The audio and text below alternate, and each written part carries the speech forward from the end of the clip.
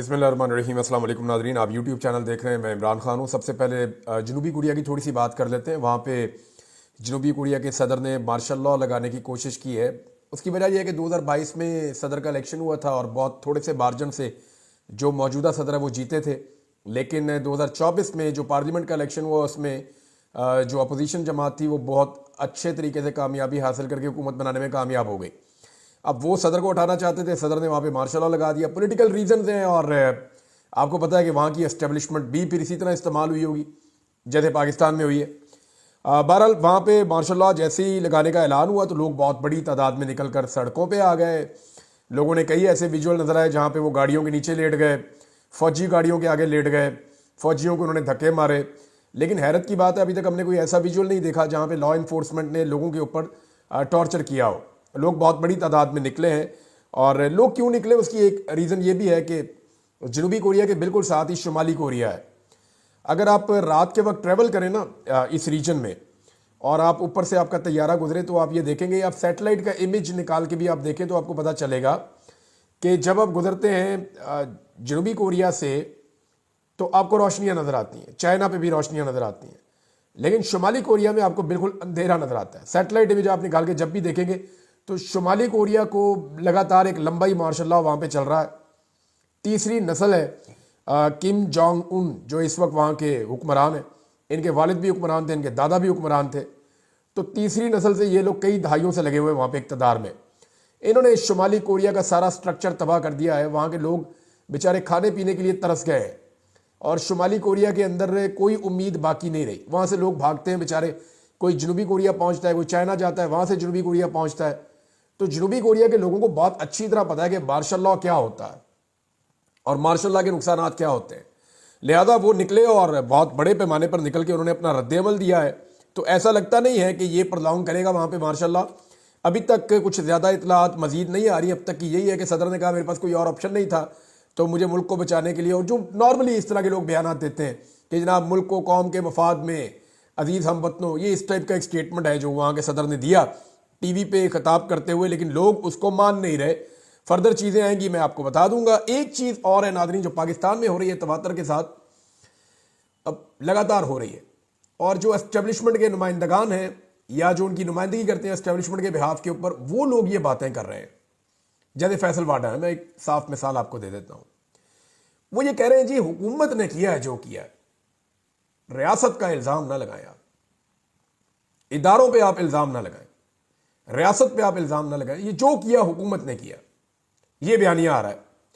अच्छा, इस बयानिया के पीछे रीजन क्या है कि जो कार्रवाई होगी है वो बहुत बड़ी है और जिस आदमी के साथ हो गई है वो आदमी उससे भी बड़ा है। यानी आप किसी, मैंने एक दिन कहा था ना कि ये लोग वो लोग नहीं है कि जिनको मार दो तो पता ही नहीं चलता। मेरे अल्फाज तल्ख जरूर थे कि मैंने कहा था कि ये पहाड़ों से उतर के नहीं आए, ये कोई ऐसा, हालांकि वो लोग भी मेरे लिए उतने ही मोहतरम है, मोतबर है, लेकिन पहाड़ों के ऊपर जिस तरह का जुल्म हुआ इस मुल्क में, क्या वो हम सब नहीं जानते? अब पाकिस्तान की तारीख का हिस्सा है, इसको हम निकाल तो नहीं सकते। तो मामला ये है कि ये जो लोग मारे गए हैं ये इस्लामाबाद में वफाकी दारुल हुकूमत में मारे गए हैं, उनको वहां शहीद किया गया है। और जो गोली चलाई गई है वो दो तरफ से ही चल सकती है ना, या तो लोग अपने आप को खुद मार दे या रियासत उन्हें मार दे। तीसरा तो ऑप्शन है कोई नहीं। अब तीसरा कौन हो सकता है गोली चलाने वाला? वो तो कोई नहीं हो सकता। बहरहाल फैसल वाडा साहब लगातार ये कह रहे हैं कि जनाब ये रियासत ना करें, ये हुकूमत है, हुकूमत ने किया है, और रियासत की और पीटीआई की कोई लड़ाई नहीं है, जो लड़ाई है वो हुकूमत के साथ है। अब ये एक नई लाइन है जिसको देखते हुए मैं अंदाजा हो रहा है कि थोड़ा सा शायद एस्टेब्लिशमेंट भी अपने आप को बैकफुट पे लेकर जा रही है कि सारा कुछ करके देख लिया, फायदा कोई नहीं हुआ। अब इस कत्लेआम के बाद भी पाकिस्तान तहरीक इंसाफ की मकबूलियत में इजाफा हुआ, कमी नहीं हुई, इजाफा हुआ। इमरान खान साहब का नैरेटिव ज्यादा मजबूती के साथ लोगों के अंदर सरायत कर गया है इस कत्लेआम के बाद भी। अच्छा, एक चीज और जो बड़ी बारीक वारदात हो रही है वो मैं आपके सामने रख देता हूं। इमरान खान साहब के ट्विटर को डिस्क्रेडिट करने की कोशिश की जा रही है। देखें, इस वक्त इमरान खान की जो आवाज के अंदर एक मजबूती है, उसमें एक बड़ा रीजन एक तो उनका सोशल मीडिया है जो पूरी दुनिया के अंदर आवाज उठाता है उनके लिए। उनके ओवरसीज पाकिस्तानी है जो बाहर बैठकर दलेरी के साथ बात कर सकते हैं। पाकिस्तान के अंदर जरा थोड़ा मुश्किल होता है बात करना, लोगों ने बाकी काम भी करने होते हैं। तो और तीसरा इमरान खान साहब की अपनी जो मकबूलियत है लोगों में, वो एक अलग चीज है। लेकिन इमरान खान साहब का अपना जो ट्विटर हैंडल है जिसके ऊपर 21 मिलियन सब्सक्राइबर्स हैं, ये पाकिस्तान में सबसे ज्यादा है। इमरान खान साहब का किसी से कोई मुकाबला नहीं है पाकिस्तान में फॉलोइंग के हवाले से। ट्विटर पे सबसे ज़्यादा पाकिस्तानी इमरान खान साहब को फॉलो करते हैं, और ये कोई ऐसा नहीं है कि इमरान खान साहब के फॉलोअर्स जाली हैं, ये ऑर्गेनिक है। यानी अगर आप देखेंगे मरियम नवाज ट्वीट करें तो बहुत थोड़े से रीट्वीट होते हैं, बहुत थोड़े से। यानी मेरे फॉलोअर्स बहुत कम हो गए मरियम नवाज से, सिद्दीक जान के भी बहुत कम हो गए मरियम नवाज से, लेकिन अहमद फरहाद साहब हैं हमारे, उनके बहुत कम है मरियम नवाज से, लेकिन उनके ट्विटर की रीच मरियम नवाज से ज़्यादा है। उसकी वजह यह है कि उनके जो है वो फॉलोअर ऑर्गेनिक है। मरियम नवाज के फॉलोअर ऑर्गेनिक नहीं है, उन्होंने 2 नंबर तरीके से किए हैं। भारत इमरान खान साहब के 21 मिलियन फॉलोअर्स हैं ट्विटर के ऊपर, और ऑर्गेनिक फॉलोअर्स हैं, और बड़ा लंबे अरसे की उनकी हिस्ट्री है अकाउंट की, तो उसको डिसक्रेडिट करने की कोशिश की जा रही है। फैसल वार्डन ने इसके ऊपर एक स्टेटमेंट दिया, और इमरान खान साहब के ट्विटर अकाउंट को डिसक्रेडिट करने का मतलब क्या है, इसको जरा समझें आप। कि जो इंफॉर्मेशन वहां से आती है ना, लोग उसके ऊपर यकीन करते हैं और उसको फैलाते हैं हर तरफ। तो इसको डिसक्रेडिट करने का मतलब यह है कि इमरान खान साहब की बात सिर्फ बाहर वही पहुंचे जो बात इमरान खान साहब को जो लोग मिलने के लिए जाते हैं उनके जरिए बाहर आए, और नॉर्मली जिनको इजाज़त मिलती है मिलने के लिए उनको कॉम्प्रोमाइज़ भी करवाया जाता है। तो ट्विटर को जो है वो कोशिश की जा रही है कि डिसक्रेडिट किया जाए और लोगों के दिलों में शक डाला जाए, पता नहीं ये बात इमरान खान ने की है या नहीं की। लोगों के दिलों में ये वहम पैदा किया जाए। यानी कल जब इमरान खान साहब का, एक दिन पहले की बात है, परसों इमरान खान साहब का जब एक ट्विटर के ऊपर ट्वीट आया तो मैंने उनकी पार्टी के लोगों से रब्ता किया। मैंने उनसे पूछा कि जी क्या मैं ये आपसे पूछ सकता हूं कि ये जो ट्विटर के ऊपर भी ट्वीट इमरान खान साहब का आया, आज दिन को जो स्टेटमेंट आया था जो पार्टी के लोगों ने बाहर आकर दिया था, जैसे कि बैरिस्टर गौहर, अली मोहम्मद खान वगैरह आए थे, उन्होंने आकर बोला, मैंने कहा ये उससे मुख्तलिफ क्यों है। तो मैं सवाल इसलिए जानना चाहता हूं कि क्या ये इंफॉर्मेशन किसी और सोर्स से आई। तो फिर मुझे जो इंफॉर्मेशन मिली उस पर मैं मुतमईन हो गया। मैंने कहा ठीक है जी, इमरान खान साहब के अपने अल्फाज हैं। लेकिन इमरान खान साहब के ट्विटर अकाउंट को डिसक्रेडिट करने की कोशिश की गई और यह कहा गया कि ये इमरान खान साहब के अल्फाज नहीं है। इमरान खान साहब ने वही कहा है जो दिन को बैरिस्टर सैफ ने, बैरिस्टर गौर ने आके बाहर बताया था। वो इमरान खान साहब का स्टेटमेंट है। ये इमरान खान साहब के ट्विटर के ऊपर जो स्टेटमेंट चल रहा है ये इमरान खान साहब का नहीं है, ये क्लेम किया गया।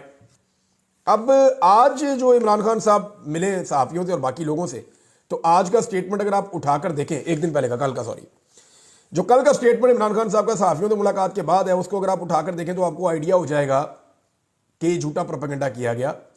इमरान खान साहब का स्टेटमेंट बहुत करीब है उनके पिछले स्टेटमेंट के साथ जो उनके ट्विटर पे शेयर हुआ था, लेकिन बहुत दूर है उनके उस स्टेटमेंट के साथ जो बैरिस्टर गौर साहब ने बाहर आकर बताया था। जरा स्टेटमेंट आप सुन लें, आपको आइडिया हो जाएगा। सहाफियों और वकला से जो इमरान खान साहब ने गुफ्तगू की, उसमें स्टेटमेंट है, इसके अंदर कोई गलत चीज शामिल नहीं की जा सकती, क्योंकि सहाफी सुन रहे थे, वकील सुन रहे थे। आज अहले खाना ने मुझे इस्लामाबाद कत्लेआम की मुकम्मल तफसीलात से आगाह किया कि कैसे हमारे पुरअमन मुजाहिरीन पर सीधी गोलियां चलाई गईं और आइन और कानून की बात करने वाले दर्जनों निहत्ते शहरियों को शहीद और सैकड़ों को जख्मी कर दिया गया। अब तक 12 शोहदा की तफसीलात सामने आ चुकी हैं। ये जो बर्बरियत हुई है पाकिस्तान की तारीख का स्याह तरीन बाब है। याह्या खान पार्ट 2 मुल्क पर मुसल्लत होकर बैठ गया है। मैंने सुप्रीम कोर्ट से मुतालबा किया है कि गैर जानिबदार जुडिशल कमीशन बनाकर निहत्ते और पुरअमन शहरियों के कत्लेआम की तहकीकात करवाई जाए और कत्लेआम का हुक्म देने वाले और इसमें मुलव्विस अनासर को सख्त तरीन सजाएं दी जाए। मेरी इस मामले पर मजीद मुशावरत जारी है और मैं तफसीलात इकट्ठी कर रहा हूं। हम इस मामले को ऐसे नहीं छोड़ेंगे। अगर किसी को लगता है कि ऐसे खौफ पैदा करने से अवाम चुप बैठ जाएंगे तो ये उसकी खाम ख्याली है। हम इस जुल्म के खिलाफ तमाम आलमी फोरम्स पर अपनी आवाज बुलंद करेंगे। तहरीक इंसाफ की क़यादत को हदायत की है, जिम्मेदारान बशमूल शहबाज शरीफ और मोहसिन नकवी पर FIR कटवाएं। दुनिया के किस मुल्क में जमहूरी एहतजाज पर यूं सीधे फायर खोले जाते हैं? शोहदा और जख्मियों के हवाले से इस्लामाबाद और रावलपिंडी के अस्पतालों का डाटा जल्द अज जल्द पब्लिक किया जाए और तमाम अस्पतालों और सेफ सिटी की CCTV फुटेज महफूज की जाए ताकि 9 मई की तरह शवाहिद गायब ना किए जा सकें। मैंने अपनी पार्टी और वज़ीर आला खैबर पख्तूनख्वा को हदायत दी हैं कि शोहदा के लवाहिकीन और जख्मियों की देखभाल और उनकी फलाह बहबूद की जिम्मेदारी लें। जो लोग लापता हैं उनकी बाजियाबी के लिए तमाम तवानाइयाँ खर्च करें और जो लोग गिरफ्तार हैं उनके केसेस की पैरवी करने वाले वकला की टीम्स की हौसला अफजाई करें। जहां तक ऑपरेशन की कामयाबी और नाकामी का सवाल है तो ऑपरेशन तो बंदूक के जोर पर कामयाब हो ही जाते हैं। लाल मस्जिद ऑपरेशन भी कामयाब था, याह्या खान ने भी ऑपरेशन कामयाब किया था, मगर इसके 1 माह बाद मुल्क 2 टुकड़े हो गया था। इस्लामाबाद में जो खून की होली खेली गई है इसका असर बहुत देर पा होगा। बुशरा बीबी को मैंने हदायत की थी कि एहतजाज को किस तरह इस्लामाबाद लेकर जाना है। उन्होंने जो किया मेरी हदायत के मुताबिक किया। तहरीक इंसाफ के ओहदेदारान और कारकुनान मुत्तहिद और मुनज़्ज़म होकर मुल्क पर मुसल्लत माफिया के खिलाफ अपनी हकीकी आज़ादी की जद्दोजहद के अगले मरहले की तैयारी करें। ये सियासत नहीं, जहाद है। ये जी इमरान खान साहब का स्टेटमेंट है। एक दिन पहले भी उनका स्टेटमेंट इससे मिलता जुलता था, लिहाजा उनके ट्विटर को डिस्क्रेडिट नहीं किया जा सकता। वो उनकी एक्सेस में भी होगा तो इमरान खान साहब इसी तरह बात करेंगे। मुझे कुछ और चीज़ें भी पता है कि इमरान खान साहब का ट्विटर कैसे हैंडल होता है, यानी ये तो नहीं पता कि मैसेज कैसे जाता है, लेकिन मुझे ये आइडिया है कि इसका मैकेनिज्म क्या है, क्योंकि इमरान खान साहब की मर्जी के बगैर कोई चीज़ उनके ट्विटर से शेयर नहीं हो सकती। जब तक वो चाहेंगे वो चीज़ें शेयर हो जाएंगी, जो वो नहीं चाहेंगे वो चीज़ शेयर नहीं होगी। नॉर्मली यही रूटीन है। अगर कोई अचानक से कोई अजीबोगरीब चीज़ हो जाए तो मैं वो कह नहीं सकता, लेकिन फिलहाल तो प्रोसीजर यही है मेरी अंडरस्टैंडिंग के मुताबिक। अब एक चीज़ और नाज़रीन, इस्लामाबाद में बड़ी सख्त ज्यादती हो रही है, उस पर मैं बात करूंगा। लेकिन इमरान खान साहब ने अपने आखिरी कार्ड के बारे में बात की जो उन्होंने अपनी बहन को बताया। तो तब से लेकर अब तक पाकिस्तान में एक बहस चल रही है कि इमरान खान साहब का आखिरी कार्ड हो क्या सकता है। देखिए, 2-3 ऑप्शन है ना। एक तो इमरान खान साहब ने भूख हड़ताल की बात की थी और उन्होंने कहा था कि वो एक भूख हड़ताल पे जाएंगे। अगर इमरान खान साहब भूख हड़ताल पे जाते हैं तो फिर बेशुमार लोग भूख हड़ताल पे जाएंगे। पाकिस्तान नहीं बल्कि दुनिया भर के अंदर ये एक इवेंट बन जाएगा। तो अगर इमरान खान साहब भूख हड़ताल के ऊपर जाते हैं और कोई ऐसी चीज़ करते हैं तो ये एक कार्ड हो सकता है, लेकिन मेरे ख्याल में ये नहीं। एक और कार्ड है जिसका जिक्र इमरान खान साहब माजी में कर चुके हैं कि वो स्ट्रीट मूवमेंट चला सकते हैं, यानी गली मोहल्लों की सतह तक वो एहतजाज को ले जा सकते हैं। अब हर गली के अंदर तो पुलिस नहीं घुसेगी ना, हर गली के अंदर तो लॉ इन्फोर्समेंट के बंदे नहीं घुसेंगे। तो अगर गलियों मोहल्लों के अंदर जगह जगह एहतजाज होना शुरू हो गया और पूरे पाकिस्तान से इसके मनाजर आना शुरू हो गए और पूरी दुनिया के अंदर ये चीज़ें दिखाई गई तो इसका इम्पैक्ट बहुत गहरा होगा और ये बड़ा ज़ोरदार एहतजाज हो सकता है। तो क्या इमरान खान साहब स्ट्रीट मूवमेंट करने जाएंगे? क्योंकि इस वक्त लोगों का गुस्सा अपने उरूज पर है। जो सहाफ़ी फील्ड में जा रहे हैं उनसे जब मैं बात करता हूँ वो ये कहते हैं कि लोगों के सेंटीमेंट्स पहले से ज़्यादा खौफनाक हैं। लोग अब फाइनल कॉल से ज़्यादा गुस्से में हैं कि बड़ी ज़्यादती हुई है इस्लामाबाद में और उसको लोगों ने दिल पर लिया। तीसरी एक चीज़ और हो सकती है कि इमरान खान साहब के दिमाग में कुछ ऐसा चल रहा है जो अभी किसी और के दिमाग में नहीं चल रहा। कई दफ़ा इमरान खान साहब जो है वो आउट ऑफ द बॉक्स आए, कई दफ़ा उन्होंने ऐसी चीज़ें की जिसका कोई अंदाज़ा और तखमीना नहीं लगा सका। तो मुमकिन है इस दफ़ा फिर उनके दिमाग में ऐसी कोई बात हो। लेकिन इस्लामाबाद में इस वक्त एक बहुत बड़ी ज़्यादती हो रही है और ये इतनी बड़ी ज़्यादती हो रही है कि एक ही वक्त के अंदर इस्लामाबाद की तीनों बार्स ने, मिसाल के तौर पे ये मामला इतना हसास है कि इस्लामाबाद बार कौंसिल ने, Islamabad high court bar association ने, इस्लामाबाद डिस्ट्रिक्ट बार एसोसिएशन ने, तीनों ने अलग अलग प्रेस रिलीज इसके बारे में जारी की है। प्रॉब्लम यह है कि पश्तूनों को चुन चुन कर इस्लामाबाद में निशाना बनाया जा रहा है और ऐसे ऐसे वाकयात सामने आ रहे हैं। हमारे एक सहाफ़ी हैं दोस्त अदनान हैदर, वो बताते हैं कि उनका एक टैक्सी ड्राइवर है बंदा बेचारा, वो उसको पकड़ के ले गए पुलिस वाले। वो जाकर पता किया, उन्होंने कहा जी इसका कसूर क्या है? उन्होंने कहा पीटीआई का। उन्होंने कहा नहीं है यार, साबित किया। उन्होंने कहा जी नहीं ये पठान है। अब आप अंदाजा कीजिए, एक एम्बेसडर हैं इस्लामाबाद में, सफ़ीर हैं गैर मुल्की, उनका जो शेफ़ है, जो खाना पकाने वाला कुक है, वो बावर्ची बेचारा वो पश्तून है, उसको उठाकर ले गए। और बाद में फिर उन्होंने माफ़ी मांग कर छोड़ी, उसके साथ ज़्यादती भी बहुत की। और बहुत सारे लोग हैं, एक पूरा होटल है काबुल होटल, उसके सारे मुलाजिम उठाकर ले गए। एक और होटल है, उसके सारे वेटर्स उठा के ले गए।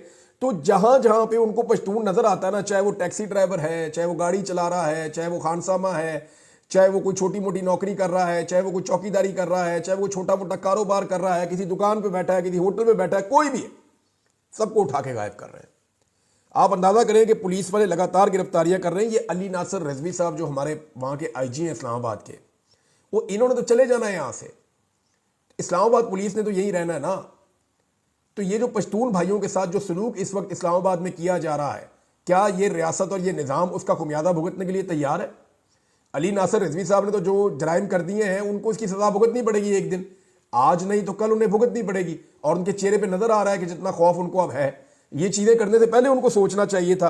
बार बार मैंने उनको मुखातिब करके अपने वीलॉग में कहा कि आप एक लिमिट को क्रॉस ना करें, लेकिन बदकिस्मती से उन्होंने किया और अब वो फंस गए।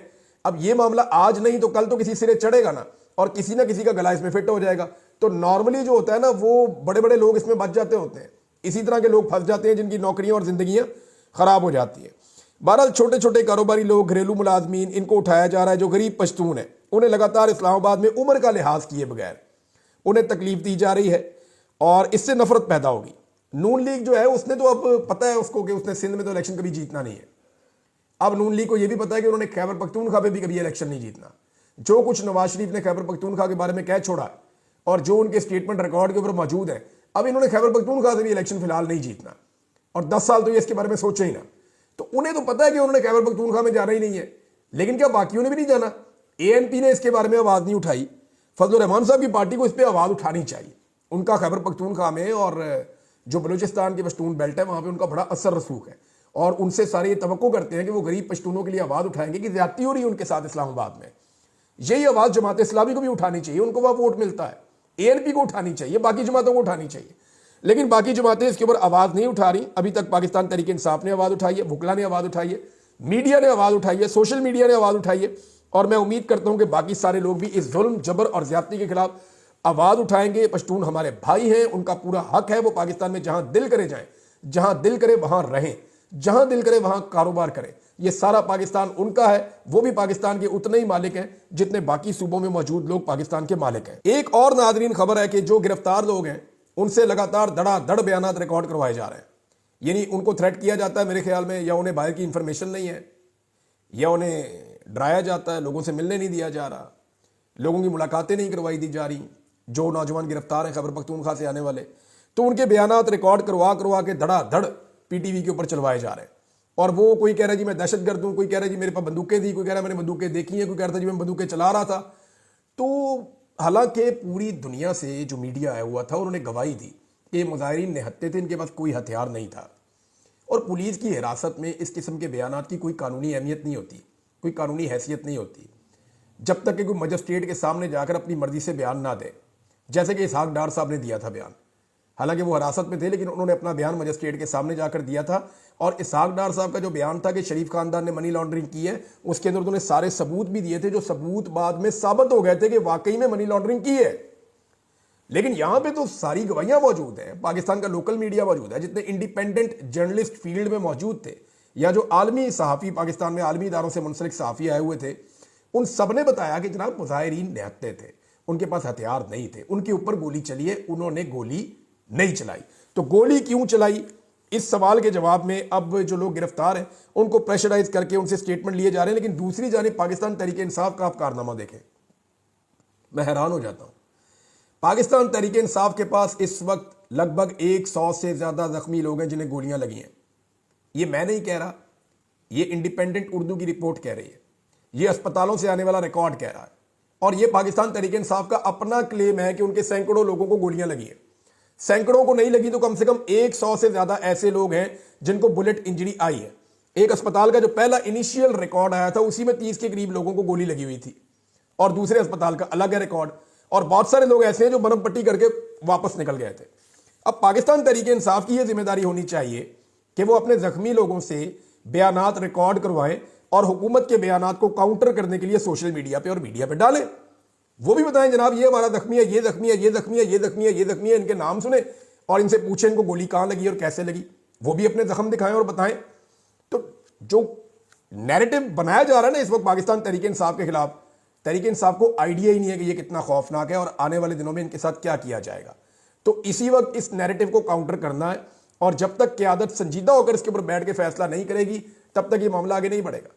मैं पहले भी ये अर्ज कर चुका हूं कि जो शहीद हो चुके हैं उनके घर वालों के इंटरव्यूज करें ताकि वो रिकॉर्ड के ऊपर रहें।